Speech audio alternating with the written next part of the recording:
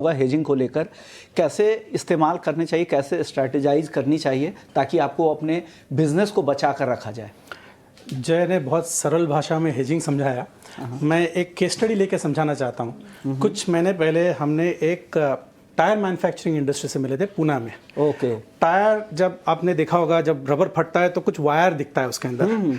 तो ये वायर को और उस रबर को बाइंड करने के लिए एक प्रोडक्ट होता है कैप्रोलैक्टम। मुझे कैप्रोलैक्टम बोलने में भी टाइम लग गया समझने के बाद। बट ये कैप्रोलैक्टम क्या है, बहुत सारे डेरिवेटिव है क्रूड के, नाफ्ता है, बिटुमेन है, केरोसिन, डीजल, ऐसे कैप्रोलैक्टम भी एक उसका डेरिवेटिव है। और उस कंपनी को इसका बहुत बड़ा एक्सपोजर है और क्रूड के उथल पुथल प्राइसेस से इम्पैक्ट हो रहा था टायर मैन्युफैक्चरिंग प्राइस आउटपुट निकालने के लिए। So they wanted to hedge caprolactam. तो हर एक डेरिवेटिव का तो डेरिवेटिव ट्रेड होता नहीं है, और वो क्रूड को यूज़ करना शुरू कर दिए हेज करने के लिए। और जब हमने देखा उसका कोरिलेशन 80% के आसपास था।